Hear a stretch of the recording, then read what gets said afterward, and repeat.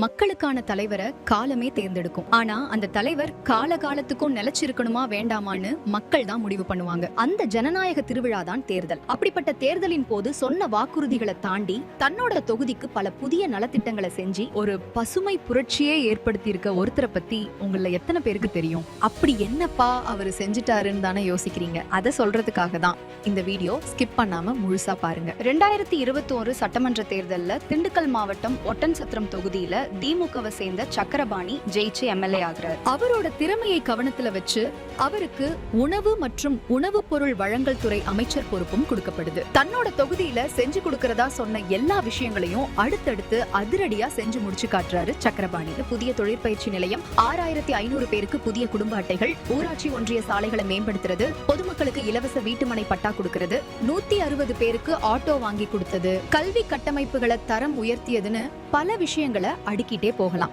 ஆனா இதெல்லாம் வெளியே தெரிஞ்சு நடந்த விஷயங்கள். வெளியே தெரியாம மிகப்பெரிய ஒரு விஷயத்தை இவரு சாத்தியப்படுத்தி காட்டியிருக்காரு. அதுதான் 11 லட்சத்திற்கும் அதிகமான மரக்கன்றுகளை நட்டு அவற்றை முறையா பராமரிச்சு இன்னைக்கு ஒட்டன்சத்திரம் மற்றும் அதனை சுற்றியுள்ள பகுதிகளிலும் ஒரு பசுமை புரட்சியையே ஏற்படுத்தி சாதிச்சிருக்காரு. 1996 இருந்து 2021 சட்டமன்ற தேர்தல் வரைக்கும் தொடர்ந்து 6 முறை ஒட்டன்சத்திரம் தொகுதியிலிருந்து சட்டமன்ற உறுப்பினரா தேர்ந்தெடுக்கப்பட்டுள்ள அமைச்சர் சக்கரபாணிய அந்த தொகுதி மக்கள் தங்களோட குடும்பத்துல ஒரு ஆளா பாக்குறாங்க. அவங்களோட நம்பிக்கையை இன்னைக்கு வரைக்கும் காப்பாத்தி ஒட்டன்சத்திரம் தொகுதியையே ஒட்டுமொத்தமா வளர்ச்சி பாதைக்கு முன்னேற்றி வந்திருக்காரு சக்கரபாணி. இந்த விஷயங்களை பத்தி நீங்க என்ன நினைக்கிறீங்கன்னு மறக்காம காமெண்ட்ல சொல்லிட்டு போங்க.